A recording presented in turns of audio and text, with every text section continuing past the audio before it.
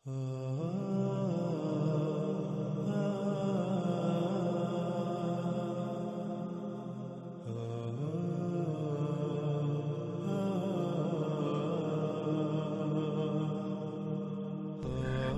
میں جب آپ داخل ہوں تو آپ حیران رہ جائیں گے کہ جہاز حقیقتاً نہ صرف ادیر ہے، یعنی ایک ایسی سرنگ ہے جو ہر طرف سے بند ہے، اور وہ سرنگ اندر سے ایک محل کا منظر پیش کرتی ہے، بلکہ وہ سرنگ اندر سے محل کا منظر پیش کرتی ہے۔ جب وہ اس دیر یعنی محل نما ہر طرف سے بند سرنگ میں داخل ہوئے تو انہوں نے جو دیکھا اس کے بارے میں کئی طرح کے الفاظ آئے ہیں، اور وہ سب کے سب اپنی جگہ پر بالکل ٹھیک ہیں۔ اب سب سے پہلے ہم یہ دیکھتے ہیں کہ آج تک ان الفاظ کو کیسے بیان کیا گیا جو اندر موجود انسان کے بارے میں استعمال کیے گئے۔ اس کے لیے پیچھے گزرنے والی تمام روایات میں ان مقامات کو ذہن میں رکھا جائے جہاں جہاں اس کا ذکر ہے، اور جو ان کے تراجم کیے گئے ان کو آپ اپنی آنکھوں سے دیکھ سکتے ہیں کہ انہوں نے آج تک جو تراجم کیے ان میں کہیں پر یہ لکھا کہ غار میں داخل ہوئے، کہیں پر مندر، کہیں پر گرجا، اور کہیں پر محل کا ترجمہ کیا گیا، اور آگے کہا گیا کہ ایسا دیو قامت لمبا چوڑا بڑا انسان دیکھا جو اس سے پہلے کبھی نہیں دیکھا، اور وہ لوہے کی زنجیروں میں جکڑا ہوا اوپر نیچے اچھل کود کر رہا تھا، اوپر نیچے اچھل رہا تھا۔ ناظرین، لیکن جب ہم عربی متن میں غور کریں تو ان علماء دجال کا اصل چہرہ کھل کر سامنے آ جاتا ہے کہ حقیقت کیا ہے، اور انہوں نے اس کو جان بوجھ کر اس لیے چھپایا تاکہ ان کے اپنے باطل نظریات پر انگلی نہ اٹھے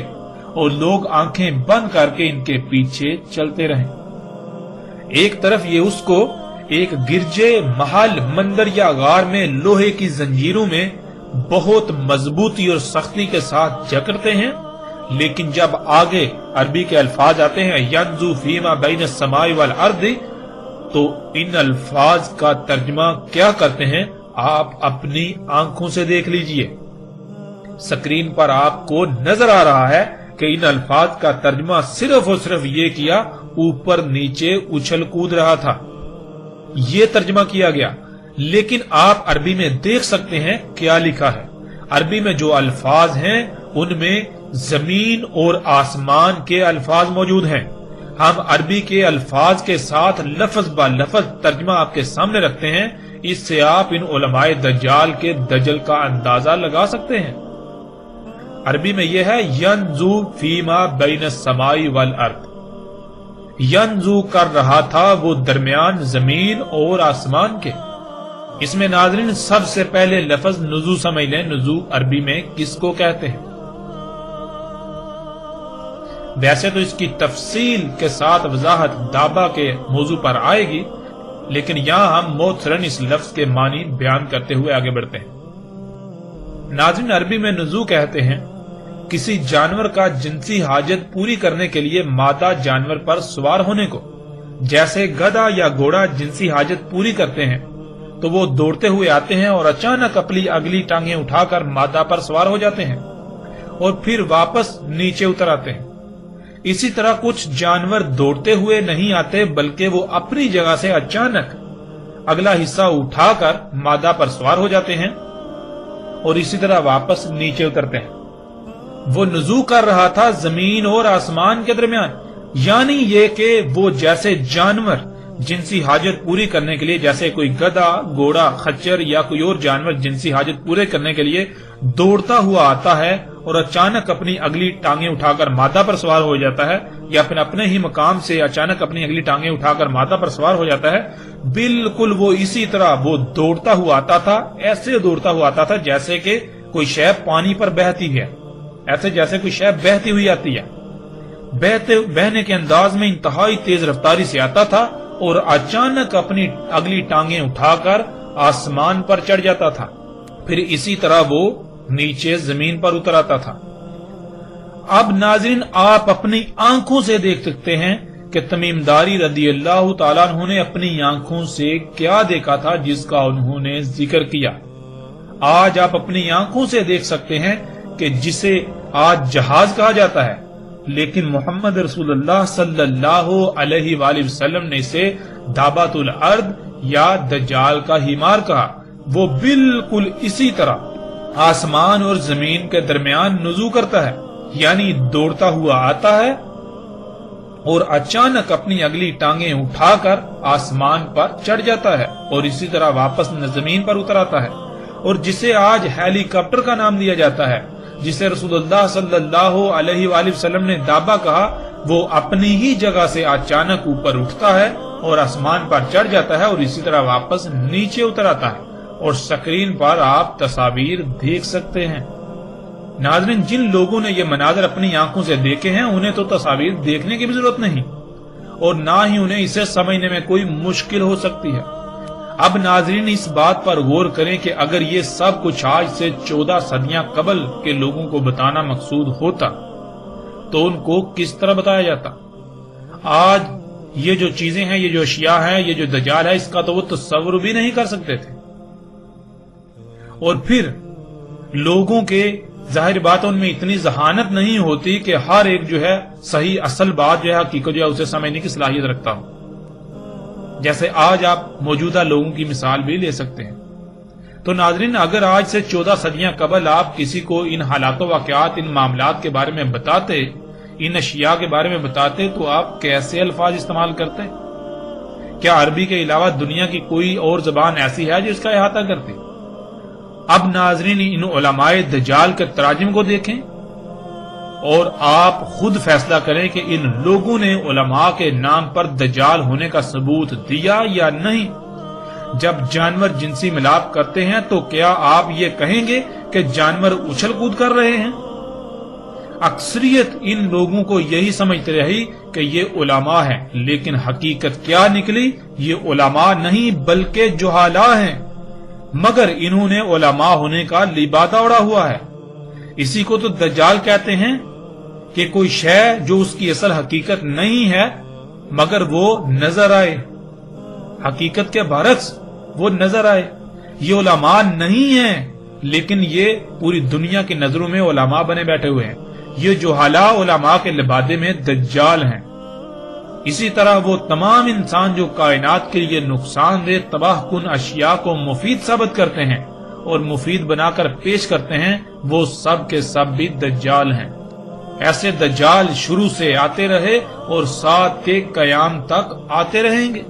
لیکن دجال اکبر انسان کی خلق کردہ وہ مخلوقات یعنی ٹیکنالوجی ہے، انسان کی وہ ایجادات ہیں جن کے سبب پچھلی 6 قوموں پر عظیم تباہیاں مسلط ہوئیں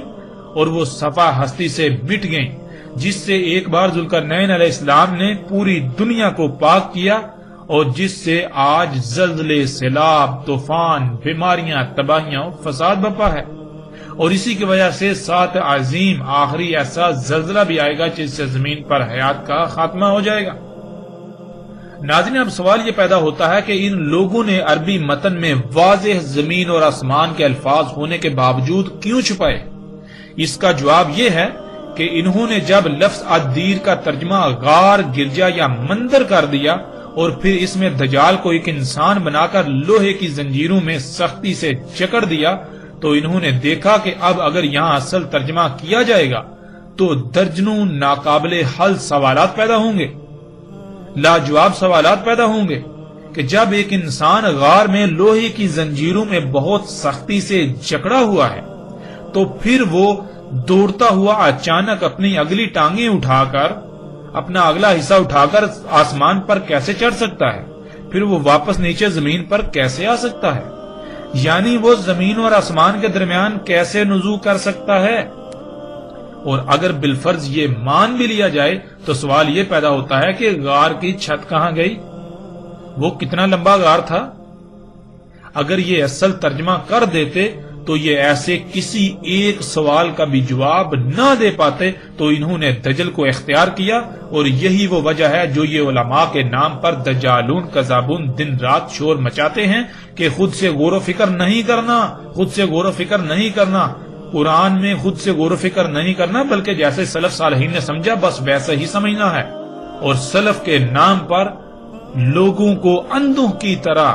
اپنے اور اپنے آباء و اجداد کے پیچھے چلاتے آئے ہیں، اور دن رات اسی پر زور لگاتے اور لگا رہے ہیں کہ عقل سے نہیں بلکہ نقل سے کام لو، یعنی خود سے غور و فکر نہیں کرنا ورنہ گمراہ ہو جاؤ گے، بلکہ جو کچھ پہلو نے لکھا، ہمارے آباء و اجداد نے جو تراجم و تفاسیر لکھ دیے انہی پر اکتفا کرنا ہے، آنکھیں بند کر کے اسی پر اکتفا کرنا ہے، اس سے آگے نہیں بڑھنا۔ اب آتے ہیں ناظرین اس طرف کہ جو اندر انسان دیکھا اس کے مختلف حلیے بیان کیے، جیسا کہ روایات کے عکس میں آپ سکرین پر دیکھ سکتے ہیں۔ اب ناظرین سب سے پہلی بات تو یہ ہے کہ جب لفظ انسان آیا ان روایات میں تو انہوں نے اس سے مراد فرد واحد لے لیا، حالانکہ یہ بہت بڑا دھوکہ ہے۔ اگر انسان کے معنی ایک فرد واحد کے ہیں تو پھر آپ قرآن کی ان آیات کو دیکھیں، اللہ سبحانہ وتعالی قرآن میں کیا کہتے ہیں۔ سورہ نساء کی آیت نمبر 28، اور خلق کیا انسان کو ضعیف۔ سورہ ابراہیم کی آیت نمبر 34، اس میں کچھ شک نہیں انسان ہے ہی کمی کرنے والا، اور جو نعمتیں اسے دی گئیں انہیں جس مقصد کے لیے دیا گیا ان کے برعکس اپنی خواہشات کے مطابق استعمال کرنے والا۔ سورہ الحجر کی آیت نمبر 26، اور تحقیق کے خلق کیا انسان کو سلسال سے حمائن مسنون سے۔ سورہ الاسراء کی آیت نمبر 11، اور تھا انسان اجرت پسند یعنی کہ جلد باز بے صبرہ۔ پھر سورہ الاسراء کی آیت نمبر 53 میں ہے، اس میں کچھ شک نہیں شیطان تھا انسان کے لیے جو بھی اس کے آس پاس ہر طرف کھلم کھلا موجود ہے دشمن۔ سورہ رحمان کی آیت نمبر 3، خلق کیا انسان۔ سورہ العصر کی آیت نمبر 2، اس میں کچھ شک نہیں انسان ہے ہی خسارے میں۔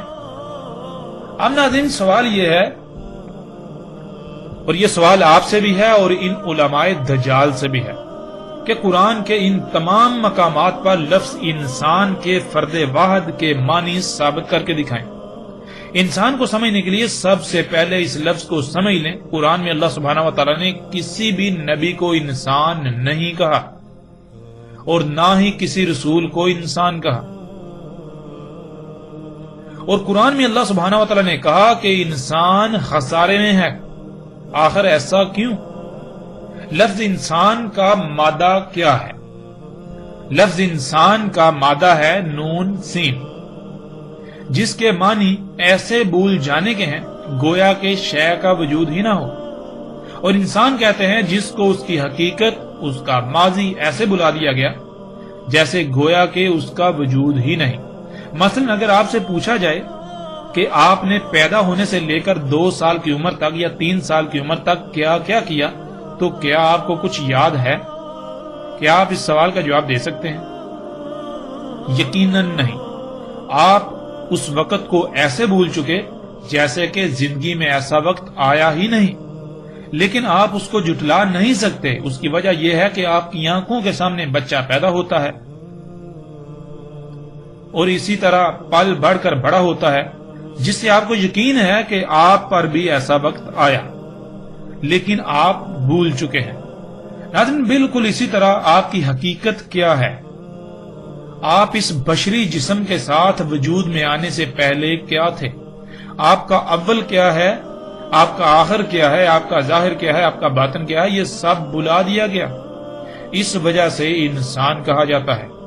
اور قرآن میں اللہ سبحانہ و تعالی نے اسی بلائے ہوئے کو یاد کرنے کے لیے ہی بار بار غور و فکر کرنے کا حکم دیا۔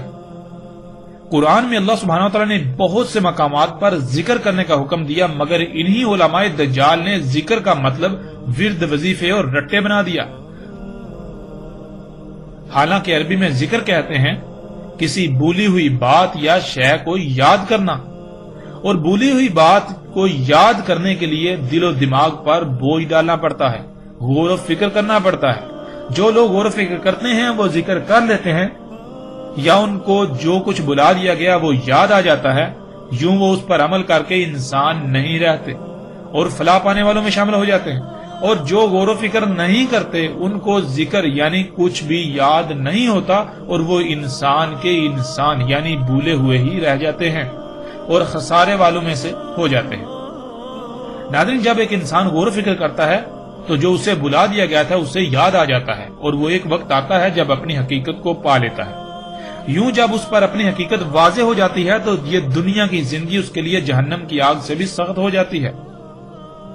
اور اس زندگی کی کوئی وقت و اہمیت اس کے نزدیک نہیں رہتی۔ اسے علم ہو جاتا ہے کہ یہ جو بشری وجود، یہ جو بشری جسم اس کے پاس ہے، یہ اس کی حقیقت نہیں ہے، یہ تو ایک آزمائشی ٹول بطور امانت دیا گیا، تاکہ یہ خود ہی جان لے کہ آیا اس نے امانت کا حق ادا کیا یا اس میں خیانت کی، اور اس پر حقیقت واضح ہو جائے۔ اس وجہ سے اللہ سبحانہ وتعالی نے اپنے کسی نبی یا رسول کو انسان نہیں کہا بلکہ اس کے برعکس بشر کہا۔ ناظرین، اس کے برعکس جو لوگ غور و فکر نہیں کرتے، جس سے ذکر نہیں ہوتا، یعنی جو انہیں بلا دیا گیا، ان کی حقیقت اس کو نہیں پا لیتے، تو ایسے اسی بشری مادی جسم کو ہی اپنی حقیقت تصور کر کے دنیاوی مال و متاع کے لالچ میں دن بدن آگے بڑھتے چلے جاتے ہیں۔ پہلے تو وہ ایک عام انسان تھے، لیکن ایسا کرنے سے انسان کو جو کچھ تھوڑا بہت اپنی حقیقت کا علم ہوتا ہے وہ بھی بھول جاتا ہے، اور دنیا کی زندگی کے لیے ہی کوشش کرتا ہے۔ ایسا انسان عظیم انسان کہلاتا ہے۔ آج پوری دنیا میں اکثریت ایسے انسانوں کی ہے جو کہ اعظم و انسان ہیں۔ لفظ اعظم بنا ہے عظامہ سے، اور عظامہ کہتے ہیں ہڈی کو۔ ہڈی جسم میں پائی جاتی ہے، ہڈی میں سختی، مضبوطی اور قوت پائی جاتی ہے۔ اگر جسم سے ہڈی نکال دی جائے تو باقی جسم کی کوئی اہمیت و حیثیت نہیں رہتی۔ بالکل اسی طرح ناظرین، اعظم و انسان، سب سے پہلی بات یہ کہ ایسے بھولے ہوئے کہ اگر ان بھولے ہوئے کو نکال دیا جائے تو پیچھے جتنے بھی انسان ہیں ان کی کوئی اہمیت و حیثیت نہیں رہے گی، یعنی کہ پیچھے جو بھولے ہوئے ہوں گے ان بھولے ہوئے کی کوئی اہمیت و حیثیت نہیں رہے گی۔ ان کی اہمیت و حیثیت بالکل ایسے ہو جائے گی جیسے جسم سے ہڈی نکال لی جائے تو جسم کی اہمیت و حیثیت رہ جاتی ہے۔ پھر اسی طرح اعظم انسان یعنی ایسے انسان جو قوت میں، سختی میں، شدت میں اتنے بڑھ کر ہیں کہ اگر ان کو نکال دیا جائے تو ان سے پیچھے جو انسان گزرے ہیں ابھی اس امت میں یا اس قوم میں، ان کی اہمیت و حیثیت بالکل ایسے رہ جائے گی جیسے کہ جسم سے ہڈی نکال لینے سے جسم کی اہمیت و حیثیت رہ جاتی ہے۔ ناظرین، ایسے اعظم و انسان یعنی جو سب سے بڑے بھولے ہوئے ہوتے ہیں، جن کو علم ہی نہیں ہوتا کہ ان کی حقیقت کیا ہے، وہ دنیا میں کیوں اور کس مقصد کے لیے بھیجے گئے، تو وہ شیاطین کے اولیاء یعنی شیاطین کے مشن میں ان کے معاونت کار بن جاتے ہیں۔ شیاطین جنات کے والد ابلیس نے کہا تھا کہ جو زمین میں ہے ان کے لیے مزین کر دے گا۔ یہ شیاطین جنات کا مشن ہے کہ جو زمین میں ہے اس کو مزین کر دینا۔ تو ایسے اعظم و انسان پھر وہی اعمال کرتے ہیں جن سے شیاطین کے مشن کی تکمیل ہوتی ہے، یعنی وہ جو زمین میں اللہ نے رکھا اسے نکال کر مزین کرتے ہیں، اسی کے پیچھے بھاگتے ہیں، اور اسی کو حاصل کرنا ہی ان کی دنیا میں موجودگی کا مقصد بن جاتا ہے۔ اور اس کے برعکس انبیاء نے کہا، اور خود محمد رسول اللہ صلی اللہ علیہ وآلہ وسلم نے کہا کہ میں زمین کے خزانوں کی چابیاں دے کر بھیجا گیا ہوں۔ اور اگر آپ کسی کو اپنے خزانوں کی، خفیہ چھپے ہوئے خزانوں کی چابیاں دیتے ہیں تو کیوں دیں گے؟ ظاہر ہے حفاظت کے لیے۔ انبیاء زمین کے خزانوں کی حفاظت کے لیے بھیجے گئے، اور شیاطین کا مشن کیا ہے؟ قرآن میں بالکل واضح ہے، شیاطین کا مشن ہے زمین کے خزانوں کو نکال کر مزین کرنا، تاکہ شیطان کا دعویٰ سچا ثابت ہو سکے جس کے لیے وہ انسانوں کے محتاج ہیں۔ ناظرین، اب آپ اپنے ارد گرد نگاہ دوڑائیں اور اپنے گریبان میں جھانکیں، آپ کس کے ولی یعنی کس کے مشن میں اس کے معاون کار بنے ہوئے ہیں، انبیاء کے یا پھر شیاطین کے؟ حق کو سمجھنے کے لیے کوئی بھی مشکل نہیں رہی۔ روایت میں اعظم انسان کا جو ترجمہ کیا جاتا ہے، یعنی کہ روایت میں اعظم انسان کا جو ترجمہ ان علماء دجال نے بہت بڑا، دیو قامت، بڑا جسیم، اونچا، بہت لمبا، بہت قوت والا، زور آور انسان کے کیے، تو ان سے ہمارا یہ سوال ہے، اور آپ بھی سوال کیجئے کہ یہ ترجمہ انہوں نے کیسے کر لیا؟ ناظرین، ان لوگوں میں آپ کو اکثریت ایسی ملے گی جو اپنے اماموں کو بھی اعظم قرار دیتی ہے، جیسے امام اعظم ابو حنیفہ۔ تو ناظرین، لوگوں سے سوال کریں ان سے پوچھیں جب وہ بھی امام اعظم ہیں، یعنی وہ بھی اعظم ہیں، تو یہاں اعظم کا ترجمہ کیا وہی لیا جائے جو اس روایت میں لیتے ہو؟ پھر اسی طرح جیسے امام اعظم احمد رضا خان بریلوی اور اسی طرح ایک مکتبہ فکر جن کے نزدیک باقی سب کافر و مشرک ہیں سوائے اس کے کہ جو ان کے نظریات و عقائد کی آنکھیں بند کر کے اور منہ پر پٹی باندھ کر تصدیق نہ کرے، انہیں تسلیم نہ کرے، اس مکتبہ فکر کے فرقے کے نزدیک صرف زبان کے الفاظ کی حد تک محض سادہ لو عوام کو اپنے فرقے کے جال میں جکڑنے کے لیے امام اعظم محمد رسول اللہ صلی اللہ علیہ وآلہ وسلم کو کہتے ہیں۔ ان سے بھی سوال کریں کہ کیا محمد رسول اللہ صلی اللہ علیہ وآلہ وسلم کے لیے بھی یہاں لفظ اعظم کا ترجمہ وہی لیا جا سکتا ہے جو ترجمہ تم لوگ روایت میں لیتے ہو، روایت میں کرتے ہو اور دوسروں پر اسی کو زبردستی تھوپتے ہو، مسلط کرتے ہو؟ ناظرین، اگر یہاں اعظم کا ترجمہ یہ نہیں لیا جا سکتا تو پھر وہاں کیوں ایسا ترجمہ کیا گیا؟ کیا یہ دجل عظیم نہیں؟ اعظم کہتے ہیں ایسی شے کو جس کے بغیر باقی کسی کی کوئی اہمیت و حیثیت ایسے ہو جائے جیسے جسم سے تمام کی تمام ہڈی نکال لینے سے پیچھے جسم کی اہمیت و حیثیت رہ جاتی ہے۔ جب آپ امام اعظم ابو حنیفہ کہتے ہیں تو اس کا مطلب یہ ہے کہ اس دین سے، اس ملت سے اگر ابو حنیفہ کو نکال دیا جائے، انہیں نکال دیا جائے تو پھر باقی جتنے بھی امام ہیں ان کی اہمیت و حیثیت بالکل ایسے رہ جائے گی جیسے جسم سے ہڈی نکال دینے سے جسم کی اہمیت و حیثیت رہ جاتی ہے۔ اس طرح جو امام اعظم احمد رضا خان بریلوی کو کہتے ہیں تو اس کا مطلب یہ ہے کہ اگر احمد رضا خان بریلوی کو اس دین سے نکال دیا جائے جسے یہ اسلام کہتے ہیں تو پیچھے دین کی اہمیت و حیثیت بالکل ایسے رہ جائے گی، پیچھے جو امام جتنے بھی بچیں گے، باقی جتنے بھی امام ہیں ان کی اہمیت و حیثیت ایسی رہ جائے گی جیسے کہ جسم سے تمام کی تمام ہڈی نکال دینے سے جسم کی اہمیت و حیثیت رہ جاتی ہے۔ پھر اسی طرح محمد علیہ السلام کو جب امام اعظم کہا جاتا ہے تو اس کا مطلب یہ ہے کہ اگر اس دین سے محمد علیہ السلام کو نکال دیا جائے تو پیچھے جتنے بھی امام ہیں، جتنے بھی لیڈران ہیں، پیچھے جو دین ہے اس کی اہمیت و حیثیت بالکل ایسے رہ جائے گی جیسا کہ جسم سے تمام کی تمام ہڈی نکال دینے سے جسم کی اہمیت و حیثیت رہ جاتی ہے۔ ناظرین، یہ ہے اعظم، یہ ہے اعظم کے معنی۔ ناظرین، تمیم داری رضی اللہ تعالیٰ عنہ نے جہاز میں سوار جن انسانوں کو دیکھا وہ آج کے انسان تھے۔ اس وقت کے انسانوں کو دیکھا، اس وقت کے انسانوں کو اعظم و انسان کہا اور کہا کہ وہ نرم ملائم مواد والی سیٹوں پر بیٹھے لوہے والی بیلٹوں میں جکڑے ہوئے بندھے ہوئے نزول کر رہے تھے زمین اور آسمان کے درمیان۔ زمین اور آسمان کے درمیان نزول کی وضاحت کھل کر ہو چکی۔ اب آتے ہیں اس پر کہ لوہے والے پٹوں میں جکڑے ہوئے تھے۔ یہ کون سے لوہے والے پٹے تھے جن میں اعظم و انسان جکڑے ہوئے یعنی بندھے ہوئے زمین اور آسمان کے درمیان نزول کر رہے تھے؟ ناظرین، اگر آپ نے جہاز کا سفر کیا ہو تو نزول کے وقت یعنی جب ٹیک آف اور لینڈنگ کی جاتی ہے، ٹیک آف اور لینڈنگ ہوتی ہے، تو اس وقت جہاز میں موجود تمام کے تمام انسان لوہے والے پٹوں میں جکڑے ہوئے ہوتے ہیں جسے آپ سیٹ بیلٹ کہتے ہیں، اور وہ اسی سیٹ پر بیٹھے ہوئے ہوتے ہیں جو نرم ملائم مواد سے بنی ہوئی ہوتی ہے۔ اور پھر ناظرین، دوسرے مقام پر تمیم داری رضی اللہ تعالیٰ نے اعظم و انسان کے بجائے ایک کمزور، کراہنے والا اور شدید شکایات کرنے والے انسان سے ملاقات کا ذکر کیا۔ اور اس کی حقیقت کیا ہے؟ ناظرین، اس کا حقیقت یہ ہے کہ آج پوری دنیا میں ایئر ایمبولینس چل رہی ہے۔ زخموں سے چور بیمار کراہتے ہوئے انسانوں کو اسٹریچر پر بیلٹوں سے جکڑا ہوا ہوتا ہے اور اسی ادیر یعنی ہیلی کاپٹر یا جہاز والی ہر طرف سے بند سرنگ میں ڈال کر سوار کر کے زمین اور آسمان کے درمیان نزول کیا جاتا ہے۔ یہ حقائق آج آپ اپنی آنکھوں سے دیکھ رہے ہیں۔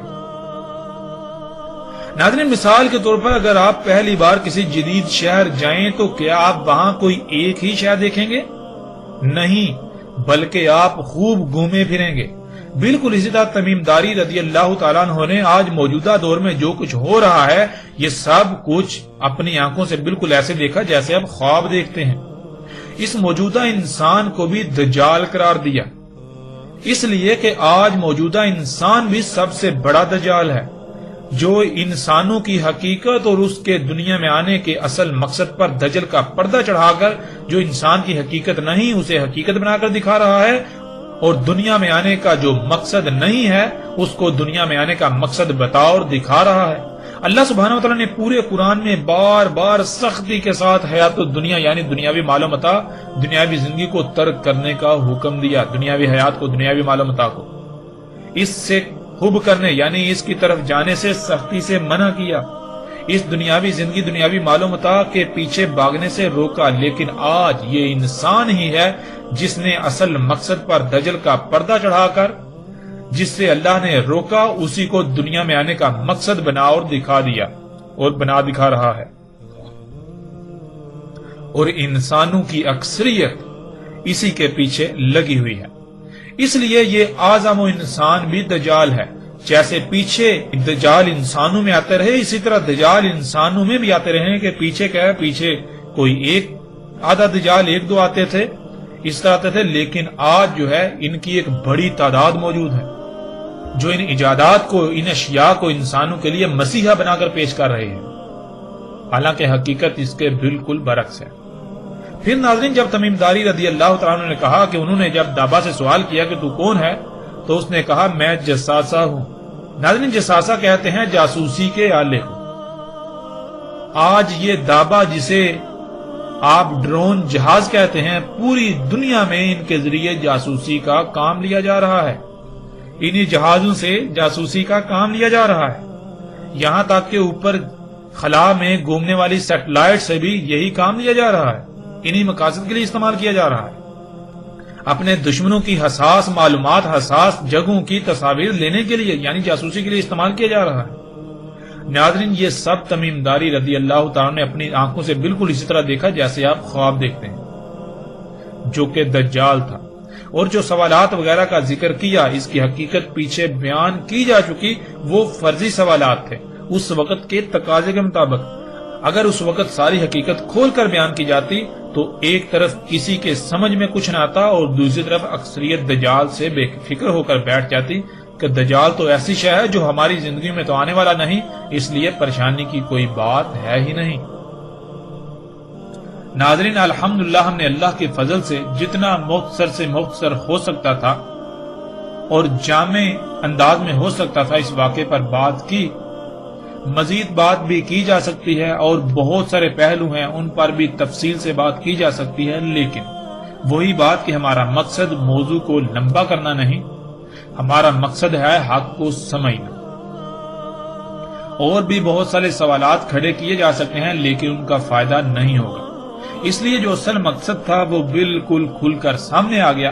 کسی بھی لحاظ سے کوئی پریشانی نہیں رہتی۔ اس کے باوجود جو چاہے ایمان لائے، جو چاہے سلف کے نام پر اپنے آباء و اجداد کے پیچھے چلتا رہے، ہمارے ذمے تو صرف اور صرف کھول کھول کر پہنچا دینا تھا، جو الحمدللہ ہم اپنی ذمہ داری اب تک پوری کر چکے۔ الحمدللہ رب العالمین۔